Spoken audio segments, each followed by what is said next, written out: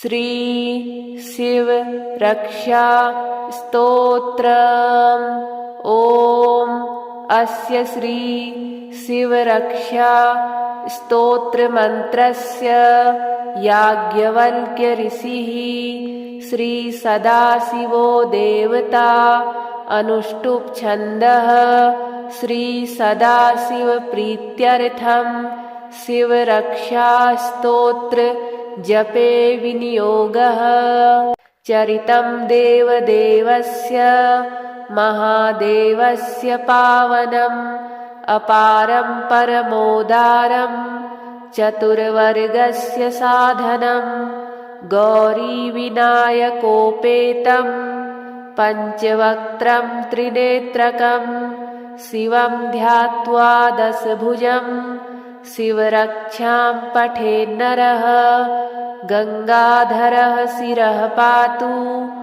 भालम् अर्धेन्दुशेखरः नयने मदनध्वंसी कर्णो सर्पविभूषणः घ्राणं पातु पुरारातिः मुखं पातु जगत्पतिः जिह्वां वागीश्वरः पातु कन्धरां सितिकन्धरः श्रीकण्ठः पातु मे कण्ठं स्कन्धौ विश्वधुरन्धरः भुजौ भूभारसंहर्ता करौ पातु पिनाकधृक् हृदयं शङ्करः पातु जठरं गिरिजापतिः नाभिं मृत्युञ्जयः पातु कटी व्याघ्राजिनाम्बरः सक्थिनी पातु दीनार्त शरणागतवत्सलः ऊरू महेश्वरः पातु जानुनी जगदीश्वरः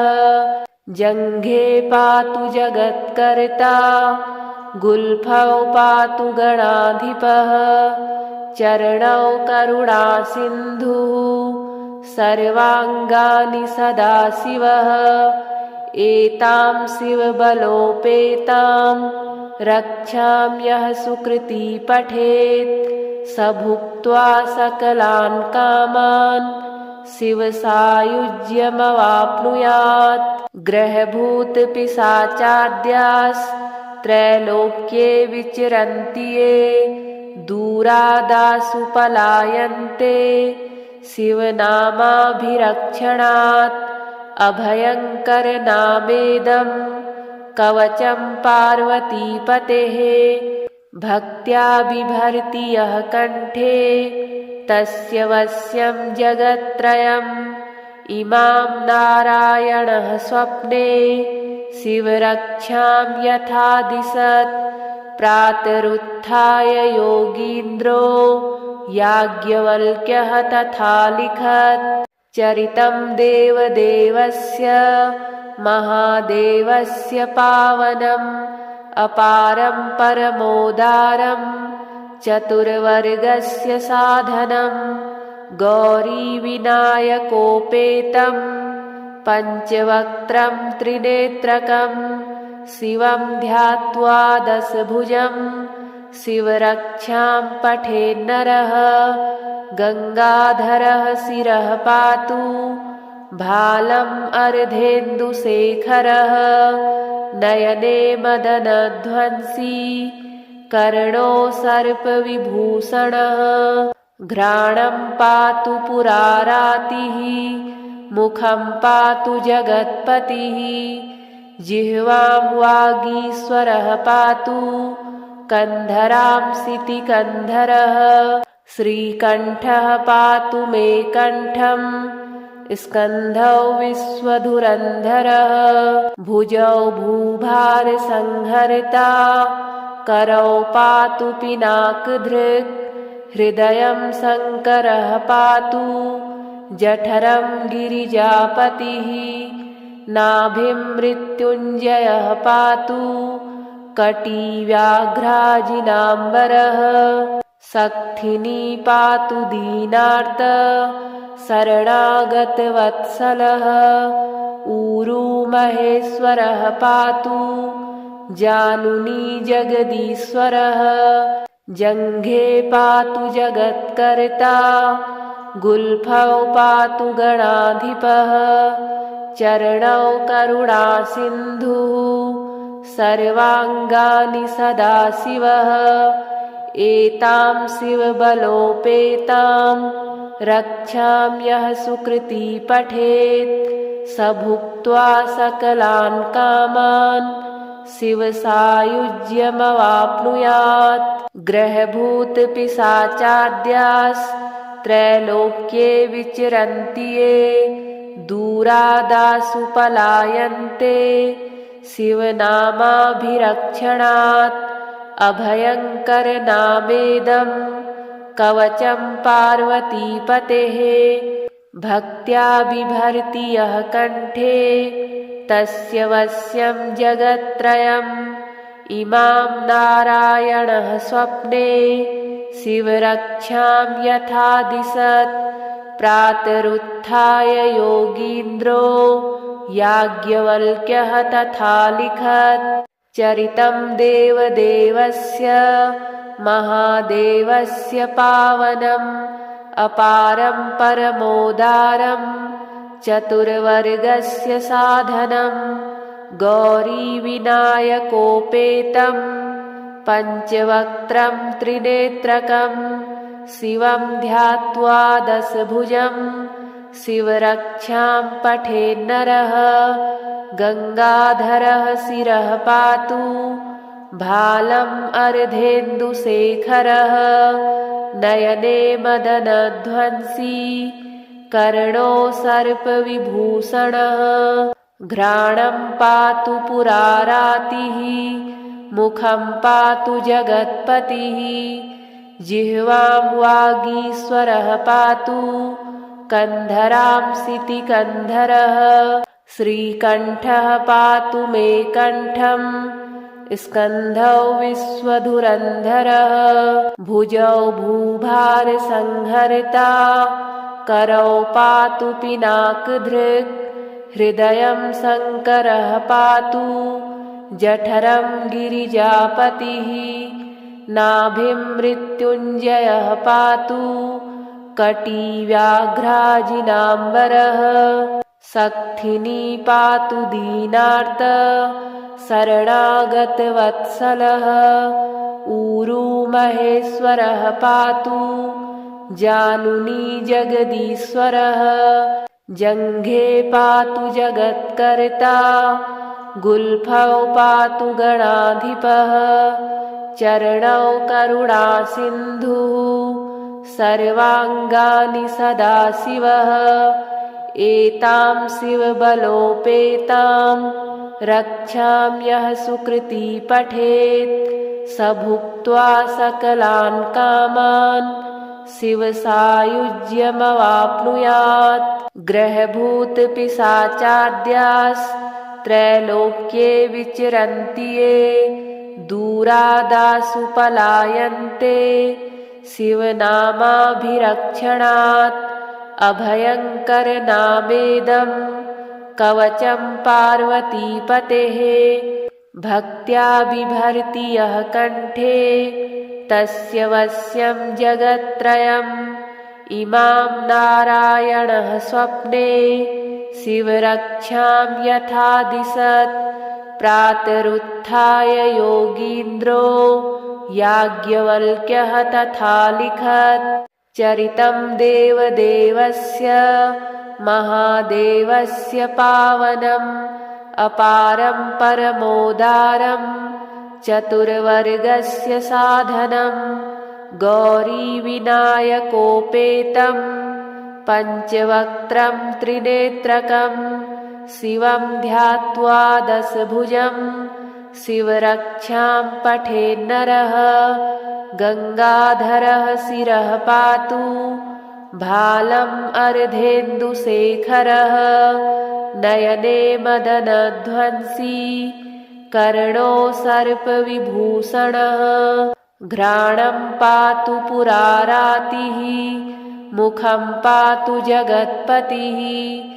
जिह्वां वागीश्वरः पातु कन्धरांसिति कन्धरः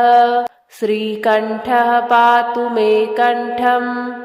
स्कन्धौ विश्वधुरन्धरः भुजौ भूभारसंहर्ता करौ पातु पिनाकधृक् हृदयं शङ्करः पातु जठरं गिरिजापतिः नाभिं मृत्युञ्जयः पातु कटिव्याघ्राजिनाम्बरः सक्थिनी पातु दीनार्त शरणागतवत्सलः ऊरू महेश्वरः पातु जानुनी जगदीश्वरः जङ्घे पातु जगत्कर्ता गुल्फौ पातु गणाधिपः चरणौ करुणासिन्धुः सर्वाङ्गानि सदाशिवः एतां शिवबलोपेतां रक्षां यः सुकृती पठेत् स भुक्त्वा सकलान् कामान् शिवसायुज्यमवाप्नुयात् ग्रहभूतपिशाचाद्यास्त्रैलोक्ये विचरन्ति ये दूरादासु पलायन्ते शिवनामाभिरक्षणात् अभयङ्करनामेदं कवचं पार्वतीपतेः भक्त्या बिभर्ति यः कण्ठे तस्य वश्यं जगत्त्रयम् इमां नारायणः स्वप्ने शिवरक्षां यथा दिशत् प्रातरुत्थाय योगीन्द्रो याज्ञवल्क्यः तथा लिखत् चरितं देवदेवस्य महादेवस्य पावनम् अपारं परमोदारं चतुर्वर्गस्य साधनं गौरीविनायकोपेतं पञ्चवक्त्रं त्रिनेत्रकं शिवं ध्यात्वा दशभुजं शिवरक्षां पठेन्नरः गङ्गाधरः शिरः पातु भालम् अर्धेन्दुशेखरः नयने मदनध्वंसी कर्णो सर्पविभूषणः घ्राणं पातु पुरारातिः मुखं पातु जगत्पतिः जिह्वां वागीश्वरः पातु कन्धरांसिति कन्धरः श्रीकण्ठः पातु मे कण्ठम् स्कन्धौ विश्वधुरन्धरः भुजौ भूभारसंहर्ता करौ पातु पिनाकधृक् हृदयं शङ्करः पातु जठरं गिरिजापतिः नाभिं मृत्युञ्जयः पातु कटिव्याघ्राजिनाम्बरः सक्थिनी पातु दीनार्त शरणागतवत्सलः ऊरू महेश्वरः पातु जानुनी जगदीश्वरः जङ्घे पातु जगत्कर्ता गुल्फौ पातु गणाधिपः चरणौ करुणासिन्धुः सर्वाङ्गानि सदाशिवः एतां शिवबलोपेतां रक्षां यः सुकृती पठेत् स भुक्त्वा सकलान् कामान् शिवसायुज्यमवाप्नुयात् ग्रहभूतपिशाचाद्यास्त्रैलोक्ये विचरन्ति ये दूरादासु पलायन्ते शिवनामाभिरक्षणात् अभयङ्करनामेदं कवचं पार्वतीपतेः भक्त्या बिभर्ति यः कण्ठे तस्य वश्यं जगत्त्रयम् इमां नारायणः स्वप्ने शिवरक्षां यथा दिशत् प्रातरुत्थाय योगीन्द्रो याज्ञवल्क्यः तथा लिखत् चरितं देवदेवस्य महादेवस्य पावनम् अपारं परमोदारं चतुर्वर्गस्य साधनं गौरीविनायकोपेतं पञ्चवक्त्रं त्रिनेत्रकं शिवं ध्यात्वा दशभुजं शिवरक्षां पठेन्नरः गङ्गाधरः शिरः पातु भालम् अर्धेन्दुशेखरः नयने मदनध्वंसी कर्णो सर्पविभूषणः घ्राणं पातु पुरारातिः मुखं पातु जगत्पतिः जिह्वां वागीश्वरः पातु कन्धरां सितिकन्धरः श्रीकण्ठः पातु मे कण्ठं स्कन्धौ विश्वधुरन्धरः भुजौ भूभारसंहर्ता करौ पातु पिनाकधृक् हृदयं शङ्करः पातु जठरं गिरिजापतिः नाभिं मृत्युञ्जयः पातु कटिव्याघ्राजिनाम्बरः सक्थिनी पातु दीनार्त शरणागतवत्सलः ऊरू महेश्वरः पातु जानुनी जगदीश्वरः जङ्घे पातु जगत्कर्ता गुल्फौ पातु गणाधिपः चरणौ करुणासिन्धुः सर्वाङ्गानि सदाशिवः एतां शिवबलोपेतां रक्षां यः सुकृती पठेत् स भुक्त्वा सकलान् कामान् शिवसायुज्यमवाप्नुयात् ग्रहभूतपिशाचाद्यास्त्रैलोक्ये विचरन्ति ये दूरादासु पलायन्ते शिवनामाभिरक्षणात् अभयङ्करनामेदं कवचं पार्वतीपतेः भक्त्या बिभर्ति यः कण्ठे तस्य वश्यं जगत्त्रयम् इमां नारायणः स्वप्ने शिवरक्षां यथा दिशत् प्रातरुत्थाय योगीन्द्रो याज्ञवल्क्यः तथा लिखत्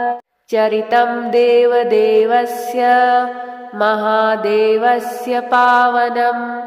अपारं परमोदारं चतुर्वर्गस्य साधनं गौरीविनायकोपेतं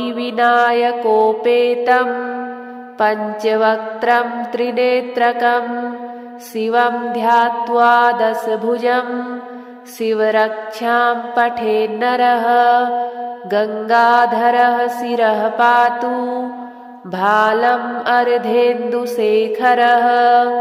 नयने मदनध्वंसी कर्णो सर्पविभूषणः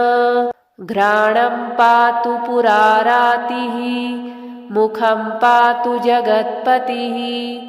जिह्वां वागीश्वरः पातु कन्धरां सितिकन्धरः श्रीकण्ठः पातु मे कण्ठं स्कन्धौ विश्वधुरन्धरः भुजौ भूभारसंहर्ता करौ पातु पिनाकधृक् हृदयं शङ्करः पातु जठरं गिरिजापतिः नाभिं मृत्युञ्जयः पातु कटिव्याघ्राजिनाम्बरः सक्थिनी पातु दीनार्त शरणागतवत्सलः ऊरू महेश्वरः पातु जानुनी जगदीश्वरः जङ्घे पातु जगत्कर्ता गुल्फौ पातु गणाधिपः चरणौ करुणासिन्धुः सर्वाङ्गानि सदाशिवः एतां शिवबलोपेतां रक्षां यः सुकृती पठेत् स भुक्त्वा सकलान् कामान् शिवसायुज्यमवाप्नुयात् ग्रहभूतपिशाचाद्यास्त्रैलोक्ये विचरन्ति ये दूरादासु पलायन्ते शिवनामाभिरक्षणात् अभयङ्करनामेदं कवचं पार्वतीपतेः भक्त्या बिभर्ति यः कण्ठे तस्य वश्यं जगत्त्रयम् इमां नारायणः स्वप्ने शिवरक्षां यथा दिशत् प्रातरुत्थाय योगीन्द्रो याज्ञवल्क्यः तथा लिखत् चरितं देवदेवस्य महादेवस्य पावनम् अपारं परमोदारं चतुर्वर्गस्य साधनं गौरीविनायकोपेतं पञ्चवक्त्रं त्रिनेत्रकं शिवं ध्यात्वा दशभुजं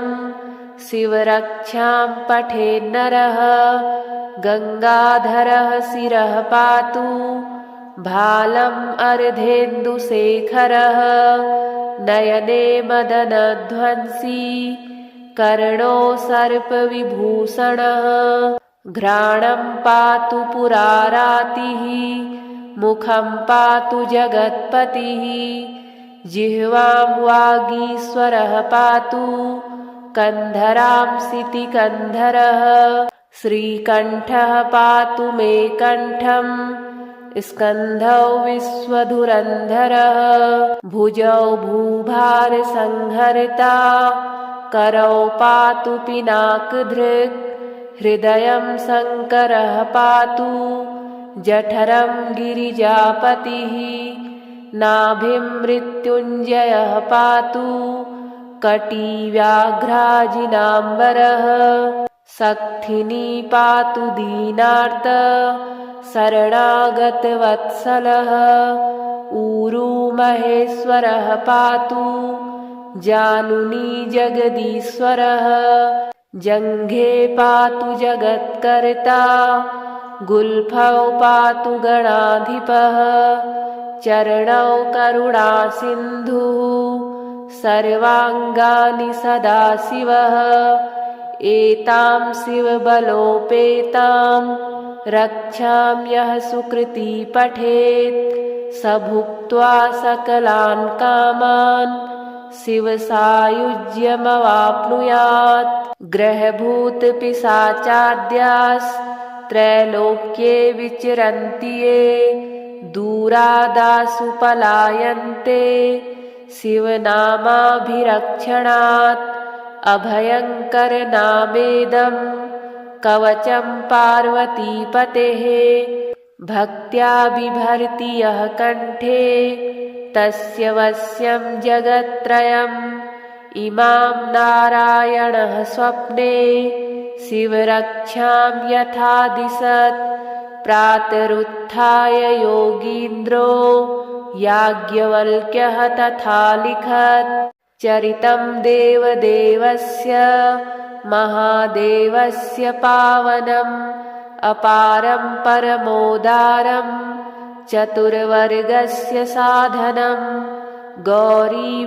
गौरीविनायकोपेतं पञ्चवक्त्रं त्रिनेत्रकं शिवं ध्यात्वा दशभुजं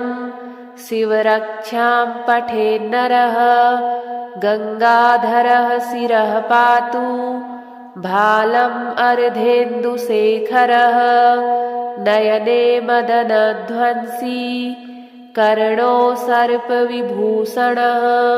घ्राणं पातु पुरारातिः मुखं पातु जगत्पतिः जिह्वां वागीश्वरः पातु कन्धरां सितिकन्धरः श्रीकण्ठः पातु मे कण्ठम् स्कन्धौ विश्वधुरन्धरः भुजौ भूभारसंहर्ता करौ पातु पिनाकधृक् हृदयं शङ्करः पातु जठरं गिरिजापतिः नाभिं मृत्युञ्जयः पातु कटी व्याघ्राजिनाम्बरः सक्थिनी पातु दीनार्त शरणागतवत्सलः ऊरू महेश्वरः पातु जानुनी जगदीश्वरः जङ्घे पातु जगत्कर्ता गुल्फौ पातु गणाधिपः चरणौ करुणासिन्धुः सर्वाङ्गानि सदाशिवः एतां शिवबलोपेतां रक्षाम्यः सुकृती पठेत् स भुक्त्वा सकलान् कामान् शिवसायुज्यमवाप्नुयात् ग्रहभूतपिशाचाद्यास्त्रैलोक्ये विचरन्ति ये दूरादासु पलायन्ते शिवनामाभिरक्षणात् अभयङ्करनामेदं कवचं पार्वतीपतेः भक्त्या बिभर्ति यः कण्ठे तस्य वश्यं जगत्त्रयम् इमां नारायणः स्वप्ने शिवरक्षां यथा दिशत् प्रातरुत्थाय योगीन्द्रो याज्ञवल्क्यः तथा लिखत् चरितं देवदेवस्य महादेवस्य पावनम् अपारं परमोदारं चतुर्वर्गस्य साधनं गौरीविनायकोपेतं पञ्चवक्त्रं त्रिनेत्रकं शिवं ध्यात्वा दशभुजं शिवरक्षां पठेन्नरः गङ्गाधरः शिरः पातु भालम् अर्धेन्दुशेखरः नयने मदनध्वंसी कर्णो सर्पविभूषणः घ्राणं पातु पुरारातिः मुखं पातु जगत्पतिः जिह्वां वागीश्वरः पातु कन्धरां सितिकन्धरः श्रीकण्ठः पातु मे कण्ठम् स्कन्धौ विश्वधुरन्धरः भुजौ भूभारसंहर्ता करौ पातु पिनाकधृक् हृदयं शङ्करः पातु जठरं गिरिजापतिः नाभिं मृत्युञ्जयः पातु कटी व्याघ्राजिनाम्बरः सक्थिनी पातु दीनार्त शरणागतवत्सलः ऊरू महेश्वरः पातु जानुनी जगदीश्वरः जङ्घे पातु जगत्कर्ता गुल्फौ पातु गणाधिपः चरणौ करुणासिन्धुः सर्वाङ्गानि सदाशिवः एतां शिवबलोपेतां रक्षाम्यः सुकृती पठेत् स भुक्त्वा सकलान् कामान् शिवसायुज्यमवाप्नुयात् ग्रहभूतपिशाचाद्यास्त्रैलोक्ये विचरन्ति ये दूरादासु पलायन्ते शिवनामाभिरक्षणात् अभयङ्करनामेदं कवचं पार्वतीपतेः भक्त्या बिभर्ति यः कण्ठे तस्य वश्यं जगत्त्रयम् इमां नारायणः स्वप्ने शिवरक्षां यथा दिशत् प्रातरुत्थाय योगीन्द्रो याज्ञवल्क्यः तथा लिखत् चरितं देवदेवस्य महादेवस्य पावनम् अपारं परमोदारं चतुर्वर्गस्य साधनं गौरीविनायकोपेतं पञ्चवक्त्रं त्रिनेत्रकं शिवं ध्यात्वा दशभुजं शिवरक्षां पठेन्नरः गङ्गाधरः शिरः पातु भालम् अर्धेन्दुशेखरः नयने मदनध्वंसी कर्णो सर्पविभूषणः घ्राणं पातु पुरारातिः मुखं पातु जगत्पतिः जिह्वां वागीश्वरः पातु कन्धरांसिति कन्धरः श्रीकण्ठः पातु मे कण्ठं स्कन्धौ विश्वधुरन्धरः भुजौ भूभारसंहर्ता करौ पातु पिनाकधृक् हृदयं शङ्करः पातु जठरं गिरिजापतिः नाभिं मृत्युञ्जयः पातु कटिव्याघ्राजिनाम्बरः सक्थिनी पातु दीनार्त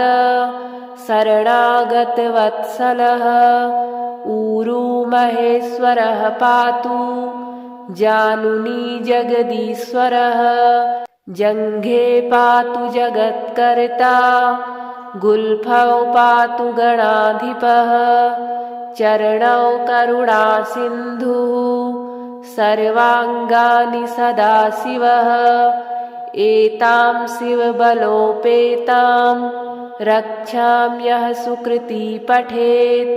स भुक्त्वा सकलान् कामान् शिवसायुज्यमवाप्नुयात् ग्रहभूतपिशाचाद्यास्त्रैलोक्ये विचरन्ति ये दूरादासु पलायन्ते शिवनामाभिरक्षणात् अभयङ्करनामेदं कवचं पार्वतीपतेः भक्त्या बिभर्ति यः कण्ठे तस्य वश्यं जगत्त्रयम् इमां नारायणः स्वप्ने शिवरक्षां यथा दिशत् प्रातरुत्थाय योगीन्द्रो याज्ञवल्क्यः तथा लिखत्।